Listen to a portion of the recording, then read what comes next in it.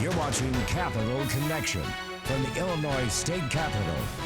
Felons are barred from running for local office in Illinois, but if they want to run for state office in the House, in the Senate, or run for governor, they are allowed to, except for one condition. Joining us now is the House Democrat who wants to change that, Representative Curtis Tarver. I was surprised when you told me the way the law is built right now, that even if you're already convicted of a felony, of almost every felony, you could still run for state office? Right, so we're the only state in America, of which I'm aware, that bars you based on the type of office as opposed to the type of crime. So as long as you don't have a conviction for election fraud in Illinois, you can run for a state office. That's the one thing that nullifies your That's the one thing. election fraud. So every other crime out there, Absolutely. even if you're convicted. Even if you're convicted. If you're convicted of a crime that happened while you were in office, you can still turn around and run for office again. So theoretically, let's put some names on this. Louis Arroyo Yes, could run for office again at the state level, at the state level. Mike Madigan, indicted, not yet convicted, indicted. could run for office again. Well, he will be able to run regardless at any level because there's no conviction. There's no conviction. Right, so at the municipal level or the state level. That places a lot of trust in voters to elect someone who has a better record. I guess, isn't that the fail-safe, that voters might be smart enough to not re-elect someone who has a felony conviction? Sure, but on the flip side of it, remember, you're also barring anybody with a felony running for municipal office. So if you steal a laptop at 18 years old, which I'm not suggesting that you should, you can never be mayor. But if you are convicted of criminal sexual assault of a child and in office, or bribery for some crime while you're in office, you can still run for a state level. So you want to change that Yes. to what? Who are the people that should not be allowed to run for office? Well, I personally think at whatever level, if you're convicted of a crime that occurred while you were in office, and if you want to enumerate felonies, we can do that. But bribery, things that really violate the public's trust, you should not be running for office again. To any in our audience who are watching this, I have to say we've tried to book you a couple weeks in a row, and scheduling just didn't work out. It might seem convenient that all of a sudden, the weekend after Mike Madigan is indicted, here comes this proposal, but you've been working on this for a few months now. Of course, Madigan was already under investigation. You've known that. Does your bill, your idea here, address that broader perception problem, or that real problem that Democrats have a corruption issue in the state? Well, I would say a couple of things. One, this bill initially came from an intern of mine last summer who I had kind of looked into interesting issues in Illinois. And so this came way before a lot of the issues that we're hearing about now. I don't know that there's an issue as far as Democrats specifically versus Republicans having issues with corruption in Illinois, as much as I hope that the bill just gives the public some trust overall in elected officers, because I think that's what we're really missing it right now. Corruption is really a power thing more than a party thing. It just happens to be Democrats hold all the power in this building right now. Sure. I mean, I think it's a power thing even, individually. I mean, there are individuals who, just made very poor choices, and they should, not be able to run for office again. It's very interesting to see all that play out. What did you make of the indictment itself? When you read through there, did you see anything new? Yeah, when I read through the indictment, I mean, there were things that I did not see in prior emails that had been disclosed. But, for me, I don't practice in that area, so it was really just more or less, trying to get an understanding of what the allegations were. You are a lawyer, though. I am. And when I read that indictment, I'm not a lawyer, obviously, Sure. but I was reading that and I was saying, this is all old news. The indictment is new. Right, sure. Some of the conversations Madigan had about Governor Pritzker, those were new disclosures, but those were pieces of information and evidence that the feds had years ago. Right. I mean, I think those conversations were in November or December of 2018. Right, and the ones, some of them dated back to 2017. Sure. About the quid pro quo with Danny Solis, that conversation there. And so I'm wondering how much more the feds might know that wasn't spelled out in that indictment, and if they had all of that evidence, enough to bring an indictment years ago, why did they bring it just now? They would be the best people to respond to that, but my hunch would be that it was an ongoing investigation. It still is ongoing. And I think they probably wanted to gather more evidence if there are other individuals who might be involved in this alleged criminal enterprise. And it's not uncommon for the feds to have other evidence that they're just not sharing with us yet. Oh, correct. Right. Very interesting. How do you evaluate the job that Speaker Welch has done in the power vacuum that Madigan left behind? More specifically, what do you mean in the power vacuum? It was an open-ended question, but I think a lot of people looked at the mystical man of Mike Madigan and all the power he wielded, down to micromanaging which members would vote on which bills. He would protect members by saying, you're a vulnerable swing district. We don't want you voting on this sensitive topic. They would micromanage the campaign finance side. They'd help you get reelected. They'd print the mailers for you. They'd send them out. They'd say, we're going to protect you. That's a lot of minutia that Madigan was doing to protect his majority. Do you hold Speaker Welch to that same standard? Do you expect him to do all of those things? Or is he's taking his own path here? How do you compare the two? So I'll answer in probably two parts. One, I think I'm a little unique in this regard in that I didn't have that benefit from Speaker Madigan. I wasn't supported by the party when I ran, and I never really depended on that. I ran my own elections. So do I think that there are individuals who would expect that Speaker Welch would do the same exact thing? I think there are some individuals who would expect that. But what I've seen from Speaker Welch so far is that he's had a pretty open door policy. I think he's been pretty transparent overall with how things will work in the House. He tweaked the rules, I think, in ways that members, appreciate. And I think even as far as like the structure of of the House now, as far as our staff, has been particularly helpful in a way that I think was different from the prior administration. It might get overlooked in news cycles about corruption and federal indictment, but the last thing Mike Madigan did with his power was to oversee the House and whip votes, or maybe he was opposing certain things. You could tell me more on that from being in those conversations. But the last thing Michael Madigan did as Speaker was help the Black Caucus pass its pillars, the criminal justice and the police reform bill, Sure. the Safety Act. Yes. What do you think is behind the growing opposition and the Republican calls to repeal that bill?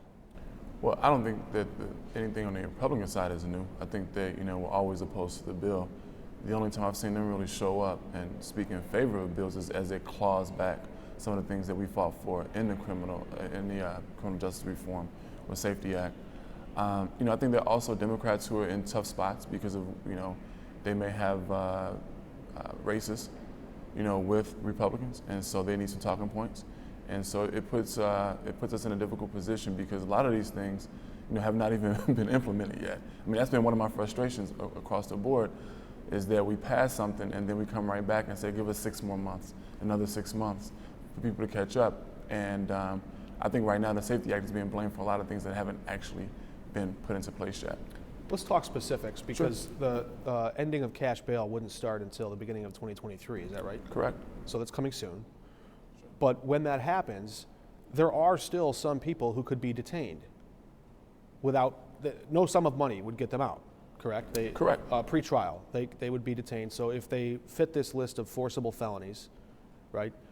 But there are some people there were prosecutors, law enforcement, who said, there are, intimidating a witness, for example, is not a thing that would keep you detained. Is there room to improve that part of the? Well, I think any bill has room for improvement. I also find it interesting. These are the same prosecutors who, when police officers shoot unarmed Black people in the back, don't bring charges. So, there's room for improvement across the board because there's not enough police accountability as well. That was one of the things. So we're hearing a lot of political rhetoric. Jesse Sullivan's running for governor saying, take the cuffs off our cops. That was in his campaign video.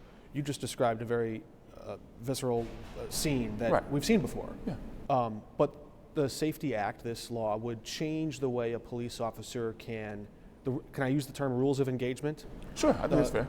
It would change the way a police officer could pursue someone. What is that line? What were you going for there in trying to carve out what a police officer can and cannot do when they're trying to detain Sure. someone? Now, when you say what was it's not my bill. So Well, let me say, but to your you were point, very active and vocal in supporting it. I was very active in the bill. I was also very dismayed that certain things were not in the bill. It didn't go far enough to your Yeah, liking. exactly. But I think generally the tie always goes to the runner. Police have, a standard that allows them an unbelievable amount of discretion, and they should. There's no doubt about that. I think the approach and the thought process was, there are times where clearly things go over the line. How do we stop those situations while not, to use a bad pun, handcuffing the police, which you just mentioned? It's interesting. So the justice system is supposed to protect victims, and I think the goal was that the justice system should not create new victims. Correct. Of violence. But I guess it's tricky because we do see the national rise in crime from the pandemic. What do you think is driving that? That's a good question. I mean, I think unequal opportunities have always driven certain levels of crime. And again, I can't tell you nationally, I can tell you on the south side of Chicago what I see. That's the district that I represent. And there's just not as much opportunity there as there are in other parts of the city. And I think there is a general unrest. I think there's a distrust between the community and government in general, and I think the police are a part of that. But again, there's a disconnect and distrust for elected officials just the same. The biggest disconnect that we can look to on the timeline, when did crime start spiking, was at the same time that schools were shut off from students. Students were shut out of school. Companies couldn't bring, you had to stay home. All of a sudden, the places that you would go for safety or for routine were no longer accessible for a while. Do you see a link between those two things, between that regular routine habit of going to school, clocking in every day, seeing your teacher, and all of a sudden being a 14-year-old on the street hijacking a car? I mean, is there a direct link? So I think this is the age-old adage that correlation doesn't equal causation, right? I don't know. Anecdotally, I think that if a child is in school, they're less likely to be on the street carjacking individuals, right? But what sparked that? Is it simply that they're not in school today or for some period of time, or are there other, societal factors and factors within their own homes that are contributing to that? I'm not qualified to say. So I think if I hear you correctly, you're saying school was a positive pressure on a lot of people's lives, and there were already negative pressures existing. Remove the positive pressure of school, and the negative pressure that already existed sort of prevails. I would certainly think so. And there's a reason why, we're down here fighting for resources in all of our communities, right? Because we need more community centers, we need more jobs and economic development. And that's throughout the entire state. That's not a city of Chicago thing. And that's not a Democrat or Republican thing. We all need more opportunities in our communities to keep these kids engaged. The speaker has said he wants to see legislation passed this spring that would make people safer in this state. What are some things you'd like to see change in our law that could have that effect, making people safer? I think there's this notion that more police automatically, presume some kind of, additional safety, and that's not the case, right? I mean, if you look at it, the city of Chicago has second in the nation the number of police, right? Just to add some context, Governor Pritzker is promoting just that in his State of the State and Budget address, and President Biden also promoting the same thing in his State of the Union address. So there's some pretty powerful Democrats saying something different. Sure. I mean, but the research is research, right? We know that, obviously New York is larger, so is LA. We have more police officers in LA, and we're no more safe in Chicago than you are in LA. That's a fact. Statistically, you can look at across the board. That's a fact, right? We have, typically, I think in Chicago, 13,500, as far as sworn officers or whatever, right? We're no safer than we were when there were 7,000 officers. You can look at that statistically, that's a fact. So just putting more officers on the street does not automatically make us safer. It sounds great as a talking point. It allays some concerns, I think, in very specific demographics. But folks like myself who live on the south side of Chicago know I have additional police, and I have the second largest police force in Illinois, in the University of Chicago, patrolling my area as well. And guess what? I have 2 or 3 murders within a half a block from my office.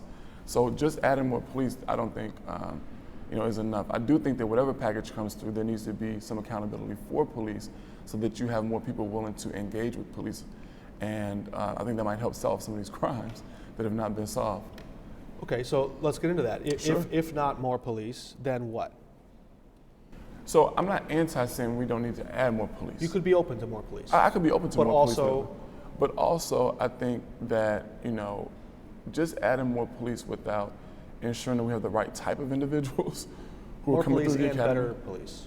More police, better training, more better ongoing training, and then in particular more accountability. I don't think that just by adding new individuals, increasing the diversity in the ranks, the model in Chicago is, and I harken back to that because that's what my experience is you get the youngest folks, you send them to the hottest areas, with typically black and brown areas.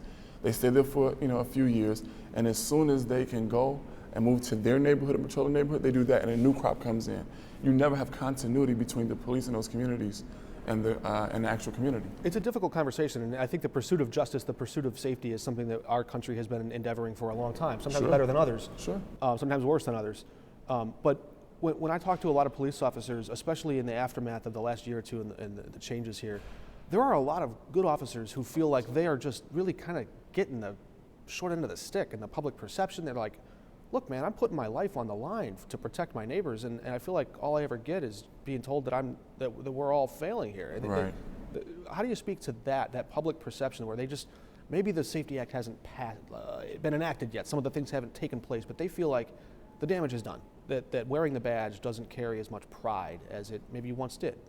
Listen, I can relate to them. I go back to the community. I'm down here fighting, and they think that all of us are, doing bad things, right? So I can certainly relate to police officers who feel as though there's just, that we're bashing them, and that's not my intent. I think Stereotypes. Yeah, exactly. I think that there are tons of good officers on the streets, and I don't want to suggest that they're not. But I also believe that just like here, where the bad apples make it bad for the rest of us, there are bad apples in the police force that make it bad for everyone else as well. And unfortunately, at both levels, we tend to focus more on the negative than we do the positive. So that's a great point. Very interesting. Before we let you go, Sure. I want to ask you about this broader question of inflation and the governor's budget, because people are feeling pain, and inflation is hitting people that have the least amount of disposable income the hardest. Sure. Is suspending the gas tax and the grocery tax, are those things really going to make a big difference? Look, I think the governor believes so, and I think the governor's doing what he feels is best for everybody throughout the state, right? In my neighborhood, in my district, it's not going to matter. People paying a little bit less for gas is not going to make a huge difference. Certainly, the sales tax on groceries is not going to make a significant difference. Do you want to see that go away forever? Why do we even tax food?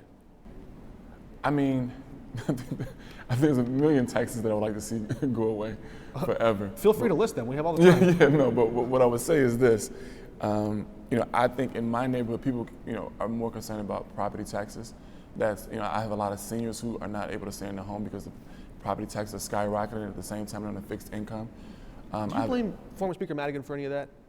Being a property tax appeals attorney who profited on that very system I don't know that I blame anyone individually for it. I do think that it is a flawed system. It has been a flawed system for a long period of time. I know what I see in my district. No matter who's to blame, I know who's catching the short end of the stick. What's ironic is that just this week, the Abraham Lincoln Presidential Library and Museum, they have a Twitter account, and they tweeted out about some debate in 1830 when Representative Abraham Lincoln was a member in the state legislature, and he was proposing passing higher property taxes because at the time, that would be a tax that would be assessed on the wealthy few and not the many poor. The people who owned land back then. The irony. It was progressive. It was a progressive tax. Sure. The property tax is not a progressive system anymore, is it? No, it's not. It's not at all. How do you adjust that? I think that is something that is left in many regards to the relative assessors throughout the state. I think there's things that we can do at the state level as well, but I think the problem is it's been such a safety net for such a long period of time. You can't just overhaul the system without having new revenue come in and take that place, right? And there's so many things that are predicated upon those property taxes, whether it's park districts, whether it's school districts, and so on. So something needs to be done, but I think it's a more comprehensive issue that wouldn't be solved in one time. All right, very interesting. Representative Curtis Tarver, a Democrat from Chicago. Thank you for joining us. Wide-ranging discussion. We hope to have you back. You got it.